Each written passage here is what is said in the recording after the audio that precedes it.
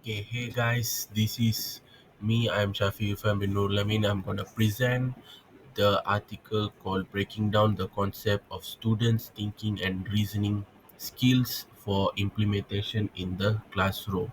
It is written by Liena, Hačatrjana and Dace, Namsone, two researchers that discusses about concepts of students' thinking and reasoning skills for implementation in the classroom.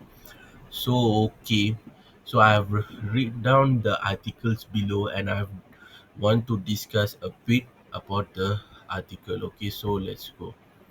Okay, so these are the discussion that I want to discuss with all of you, the content itself. Okay, so without wasting your time, okay, so just let's go to the difference between thinking and also reasoning. Okay, so sorry. So there are three important questions that proposed by the researcher about thinking and reasoning. Where the first, how are the concepts of thinking and reasoning as defined in policy documents reflected in curriculum descriptions across different disciplines? Okay, this is when you ask about talk about concepts of thinking and reasoning, how they implemented, how the teachers implemented in the school curriculum. Okay. The second one, to what extent do reasoning activities and processes overlap across different disciplines? Okay, and then the third one is gonna be how can reasoning skills, particularly these three skills, be described based on reasoning activities or process and the outputs or products. So from the reasoning skills, okay, how we are going to describe the process based on the reasoning prior activities and the outputs of the products proposed performed by the students.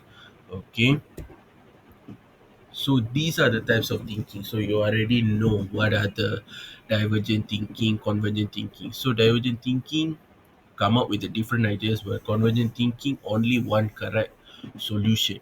But you need to understand critical thinking and just some sort of normal thinking is different.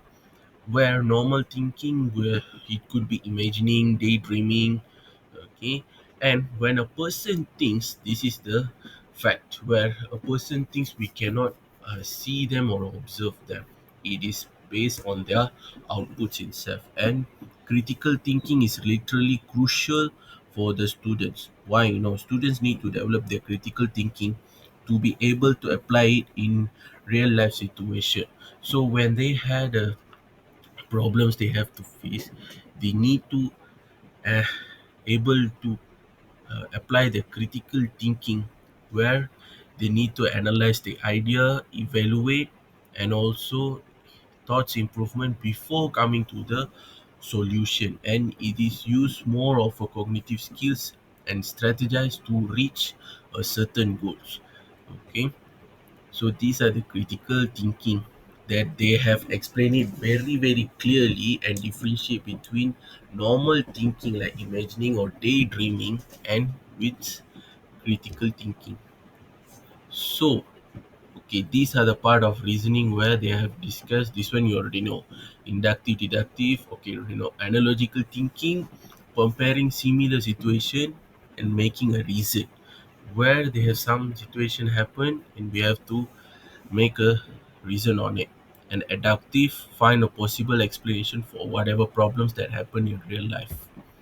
So the next one, okay, they have come up with a conceptual framework where they want to study to what extent they have used reasoning and also think critical thinking or other stuff in other crucial subjects. Sorry.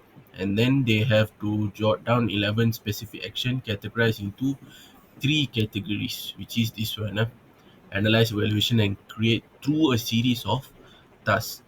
Okay, finally, what I want to say is about this. They have explained very clearly that they have to apply in a real life situation. Things happen, okay, but you cannot predict. Okay, if the thinking itself is shown in the human section through the output. Thank you so much for your time. Bye bye.